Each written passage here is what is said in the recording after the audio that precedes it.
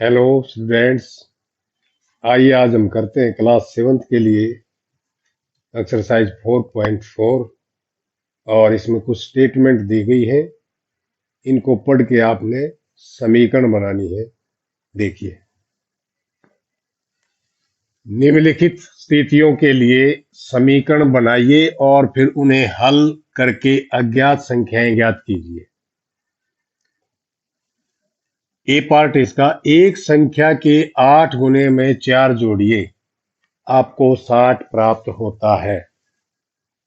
अब संख्या हमने यहाँ क्या माननी है? एक्स ही माननी है। हर क्वेश्चन में एक्स मान लेंगे।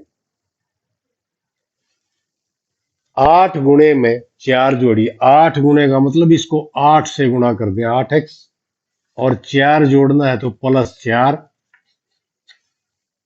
आपको 60 प्राप्त होता है, बराबर 60।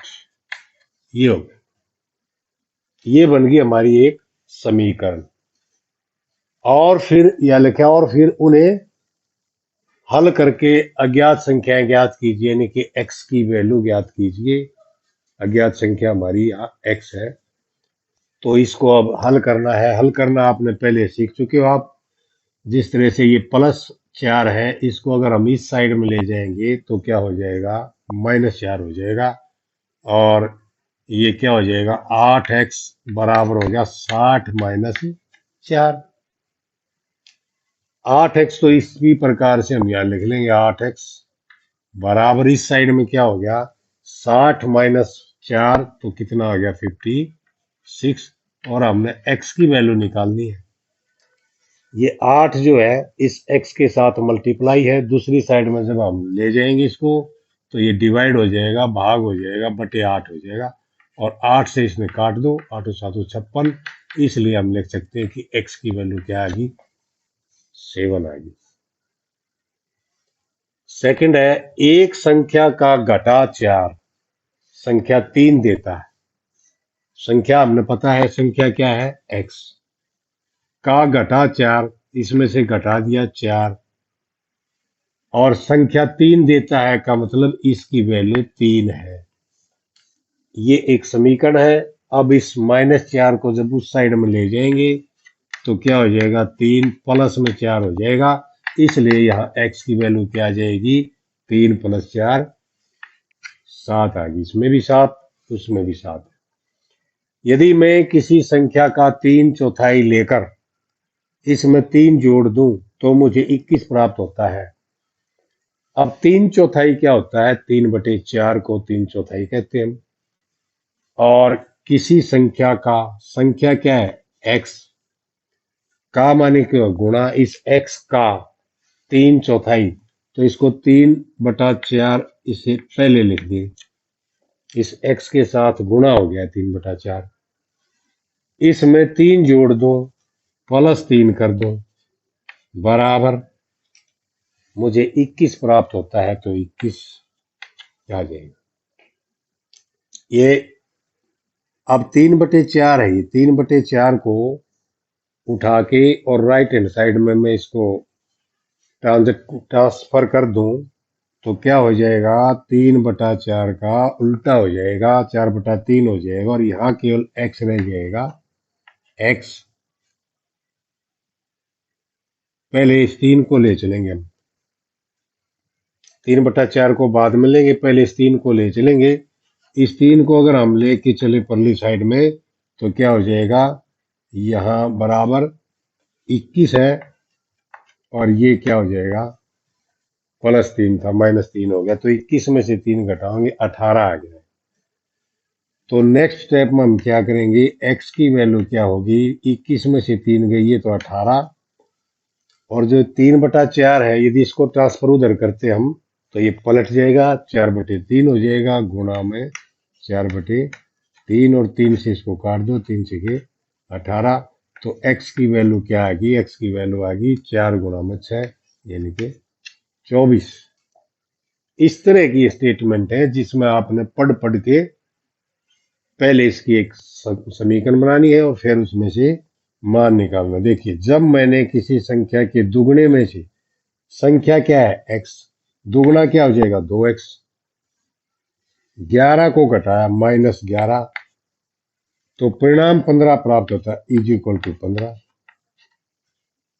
इस 11 को उधर ले चलेंगे हम, 2x is equal to 15 plus हो जाएगा 11, क्योंकि यहाँ माइनस राइट हैंड साइड में ले जाते ही इसका साइन चेंज हो गया, प्लस हो गया, और 15 और 11 26 हो गया, तो 2x, अब यहाँ लिखेंगे 2x बराबर 26 हो गया। हमने निकालना x की वैल्यू, तो ये 2 भी उस साइड में अगर हम ले जाएंगे तो ये बटे हो जाएगा 26/2, और 2 से इसमें काट दो, 2 एकम 2 और 2 तिया 6, इसलिए x की वैल्यू क्या आ गई, 13 आ गई। चलिए नेक्स्ट पार्ट लेते हैं हम इसका। इस पार्ट में लिखा है कि मुन्ना ने 50 में से अपनी अभ्यास पुस्तिकाओं की संख्या के तिगुने को घटाया तो उसे परिणाम 8 प्राप्त होता है। 50 में से अपनी अभ्यास पुस्तिकाओं की संख्या के तिगुने से, अब हमने मान लिया उसकी अभ्यास पुस्तिकाओं की संख्या कितनी है, x, कितनी है x, और इस अभ्यास पुस्तिकाओं की संख्या के तिगुने को, तिगुना कितना हो जाएगा, 3x, ये घटाया किसमें से, 50 में से। अब 50 में से ये घटाया 3x, तो उसे परिणाम 8 प्राप्त होता है, तो बराबर कितना आ जाएगा, 8। इस प्रकार से आप ध्यान से पढ़े और सही समीकरण बनाएं। सही समीकरण बनने के बाद आपका आंसर सही आएगा। अगर आपने गलत समीकरण बना ली तो आंसर भी गलत हो जाएगा। अब क्या करेंगे हम, अब देखो यहाँ 2 ऑप्शन आपके पास, या तो जिस तरह से माइनस है इस 3x को मैं उधर ले जाऊं प्लस हो जाएगा, एक ऑप्शन तो ये है, और इस 8 को इधर ले आऊं, 50 और 8 इकट्ठे हो जाएंगे, x दूसरी साइड में हो जाएगा। और ऐसे ही करें, जैसे 50 ये 8 इस साइड में लाए तो माइनस हो गया, और ये 3x उधर ले गए तो ये प्लस हो गया। 50 में से 8 गए 42, यहां रह गया 42, बराबर इस साइड में 3x। अब इस 3 को ले आओ इधर, ये बटे हो जाएगा क्योंकि 3 इसके साथ मल्टीप्लाई है, तो 42/3 यानी कि x इधर रह गया अकेला, 3 से इसने काट दो, 14 आ जाएगा।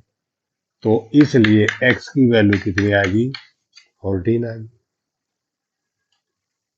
इबेन हल एक संख्या सोचती है, वह इसमें 19 जोड़कर योग को 5 से भाग देती है, उसे 8 प्राप्त होता है। तो क्या सोचती है वो, एक संख्या, वो संख्या क्या सोचती है, x।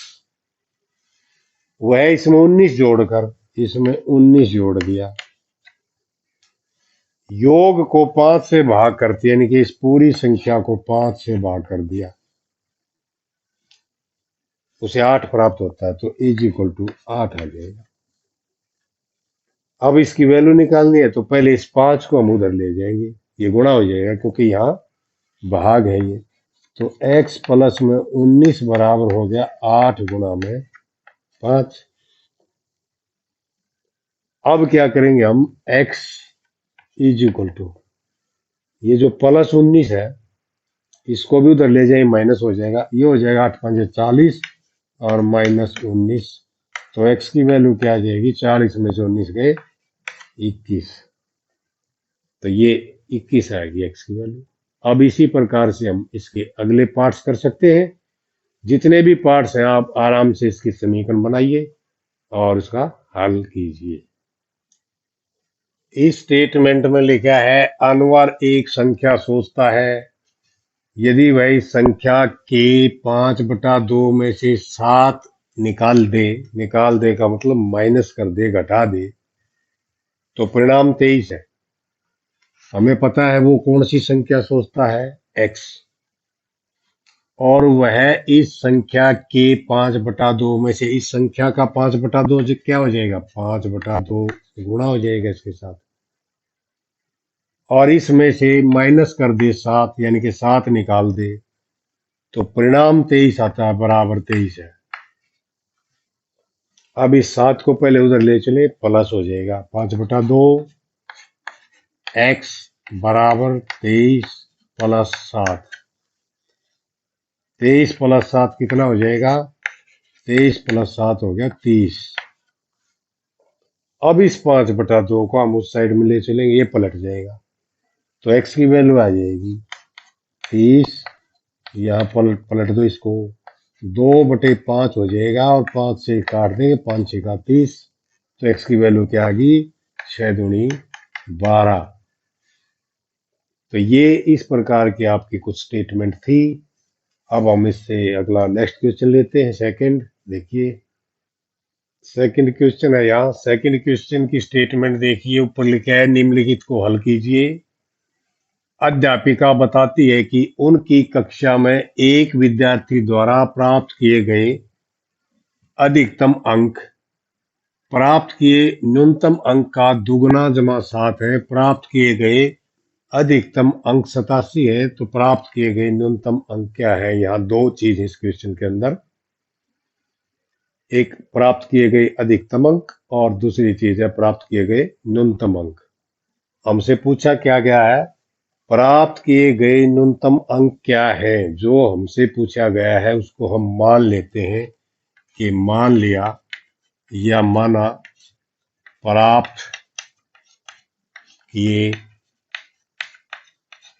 गए न्यूनतम अंक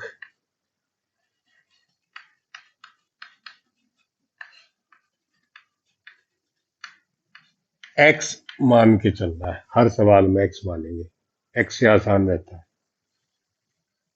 अब इसमें ऊपर पढ़िए क्या है, अधिकतम जो अंक है वो प्राप्त किए न्यूनतम अंक का दुगुना जमा 7 है। अब हम यहां लिखेंगे अधिकतम अंक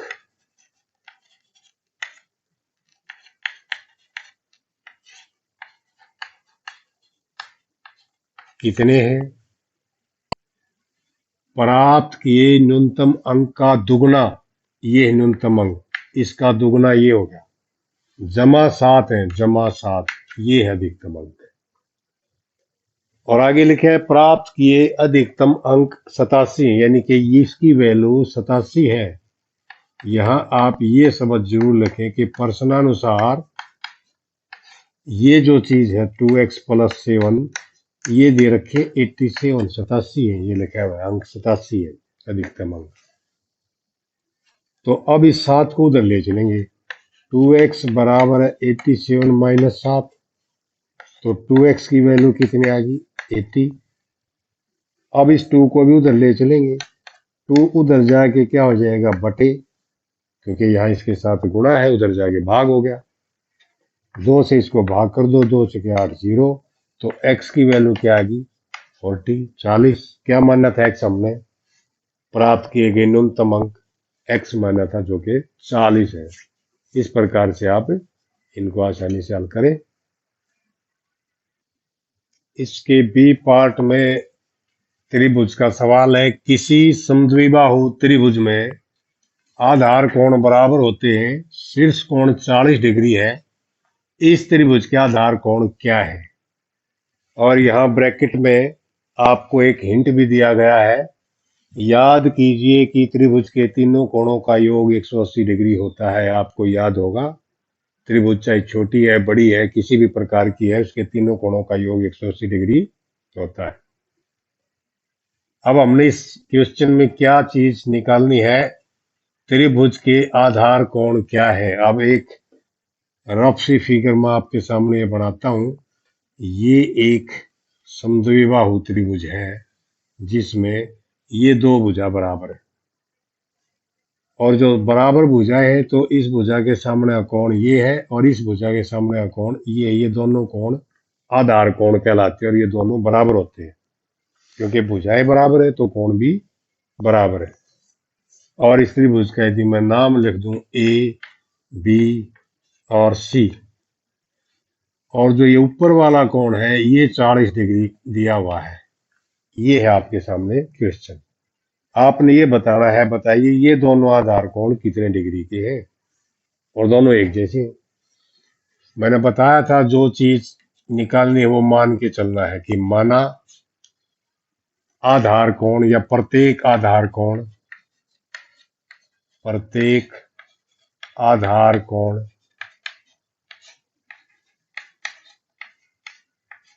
का माप,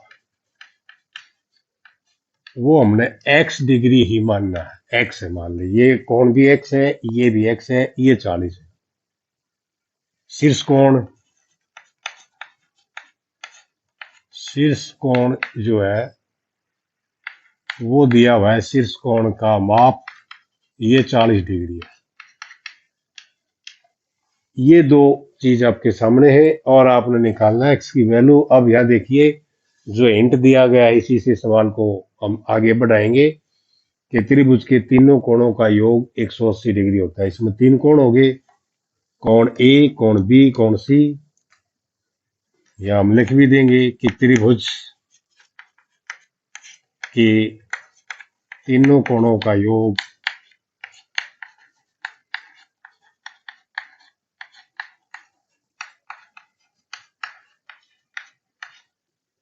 180 डिग्री होता है।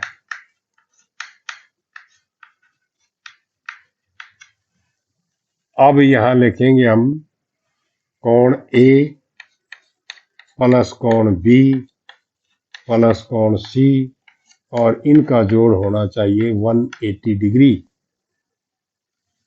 ए का मान कितना है 40, यहां लिख देंगे हम 40, प्लस बी का वैल्यू कितनी है x, और सी की वैल्यू कितनी है x, और 180। x और x में जोड़ोगे तो कितना हो जाएगा 2x 180, और ये 40 जो है उस साइड में जाके क्या हो जाएगा -40। तो 2x इज इक्वल टू क्या आ गया 140। अब 2 को भी उस साइड में ले जाएंगे तो बटे हो जाएगा। x की वैल्यू क्या आ गई 140 बटे 2। इसको अगर हम काट दे तो x की वैल्यू कितनी आ गई 70। तो इसका मतलब है प्रत्येक आधार कोण का माप 70 डिग्री है, क्योंकि x की वैल्यू यहाँ 70 आई है। तो हम यहाँ ये लाइन लिख भी सकते हैं कि प्रत्येक आधार कोण का माप x डिग्री है। चलो देखिए यहाँ थर्ड पार्ट है इसी क्वेश्चन का, सी पार्ट। सचिन द्वारा बनाए गए रनों की संख्या राहुल द्वारा बनाए गए रनों की संख्या की दुगनी है। उन दोनों द्वारा मिलकर बनाए गए कुल रन एक दोहरे शतक से 2 रन कम है। प्रत्येक ने कितने रन बनाए थे ये हमें बताना है। तो जो बताना है उसको मान के चलना है कि माना, क्योंकि यहाँ दो आदमी है, उसका क्या है, एक सचिन है और एक राहुल है, और इन दोनों में किसने कम रन बनाए वो स्टेटमेंट को पढ़ने से पता लगेगा। सचिन द्वारा बनाए गए रनों की संख्या राहुल द्वारा बनाए गए रनों की संख्या की दुगनी है, यानी कि इसने जो रन बनाए सचिन ने वो दुगने हैं उससे। तो हम जिसके कम है उसके मान के चलते हैं। माना राहुल द्वारा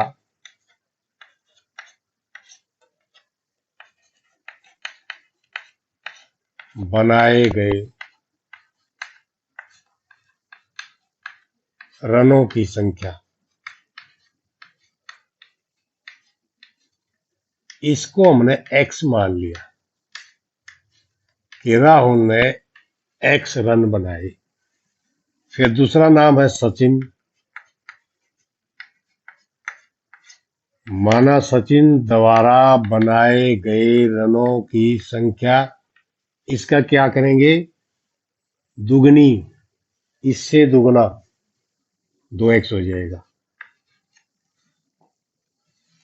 तो राहुल ने बनाए x रन, सचिन ने बनाए उसके दुगने यानी कि 2x रन, और आगे है दोनों द्वारा मिलकर बनाए गए कुल रन।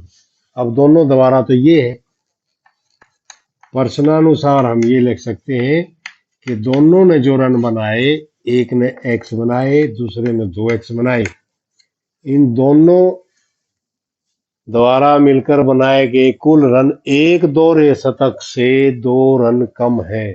यानी कि ये जो दोनों के रन है, दोहरा शतक कितना हुआ 200, और इससे दो कम का मतलब -2, 198 हो गया। इनको जोड़ेंगे 3x हो गया।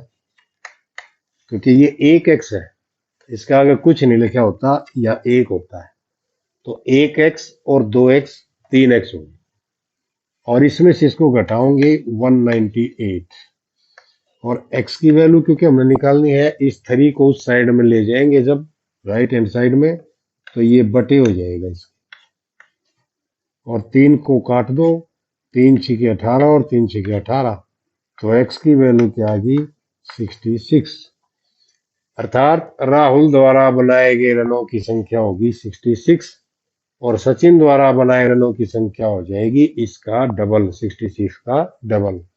हम यहाँ लिख भी सकते हैं, यही लाइन दोबारा लिखेंगे, राहुल द्वारा बनाए गए रनों की संख्या, यह लिख सकते हैं राहुल द्वारा बनाए रनों की संख्या, इसको हम लिख देंगे 66 आया है, और सचिन द्वारा बनाए रनों की संख्या, इसका डबल कर दो, 66 गुणा में 2, यानी कि 2 छके 12 और 1 13, 132 रन। तो ये थे आपके इस तरह की स्टेटमेंट द्वारा समीकरण बनाना और फिर उस समीकरण से हल निकालना। आप इनकी प्रैक्टिस करें। आज इस वीडियो को हम यहीं समाप्त करते हैं। Okay, thank you.